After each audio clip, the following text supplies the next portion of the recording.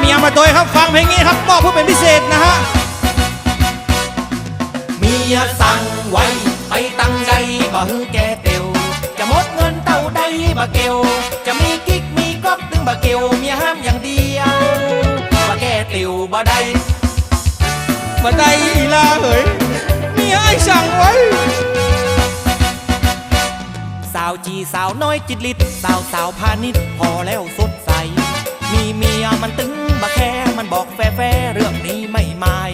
อยากได้แค่พอเก็ตมันนี่กระเป๋ากุชชี่เอาไว้สปายปะเติกเมียจะโจดมันเต็มเหนียวหน้ามืดเป็นกำเนอเซลแต่มันติดอย่างเดียวติดที่เมียสั่งไว้เอ้าเมียสั่งไว้ไปตั้งใจบ่ฮือแกเตียวจะหมดเงินเต่าใดบ่เกวจะมีกิ๊กมีก๊อกตึงบ่เกวเมียห้ามอย่างเดียวบ่แกเตียวบ่ได้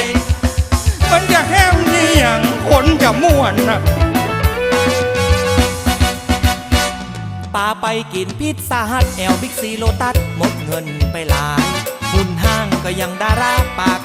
ค้าเป็นเจิงเป็นลายจวนเฮาเข้าไปในพับเอ็นกายซบตักหัวใจจะวายบะมีเมียจะโจดมันเต็มเหนียวหน้ามืดเป็นกำเนอเซลแต่มันติดอย่างเดียวติดที่เมียสั่งไว้เอ้าเมียสั่งไว้ไปตั้งใจบ่ฮือแกเตียวจะหมดเงินเต่าใดบ่เกวจะมีกิ๊กมีก๊อกตึงบ่เกวเมียห้ามอย่างเดียวบ่แกเตียวบ่ได้อย่างมาใกล้แต่ให้เลิกนะเมียเนี่ยนะเมาเหล้าแป้งคออ่อนคอพับบอกว่าหนูอยากหลับจะรีบกลับไปไหนพอเฮาไปส่งโรงแรมบอกว่าหนูมดแห้งบ่ค่อยสบายขี่เฮาถอดเสื้อถอดผ้าปาค้ามัวรออะไรถ้าละเมียจะโจดมันเต็มเหนียวหน้ามืดเป็นกำเนอเซลแต่มันติดอย่างเดียวติดที่เมียสั่งไว้เอ้าเมียสั่งไว้ไปตั้งใจบ่ฮือแกเตียวจะหมดเงินเต่าใดบ่เกวจะมีกิ๊กมีก๊อกตึงบ่เกวเมียห้ามอย่างเดียวบ่แกเตียวบ่ได้กินเหล้าวันลำนะถ้าออกบ้านมานะเมียมันสั่งไว้นะล่ะพอเด้อมันน่าดีอดใจได้ไหนนะให้ละเป็นเรื่องมาเด้อเมียสั่งไว้ไปตั้งใจบ่ฮือแกเตียวจะหมดเงินเต่าใดบ่เกวจะมีกิ๊กมีก๊อกตึงบ่เกวเมียห้ามอย่างเดียวบ่แกเตียวบ่ได้ไข่โคตร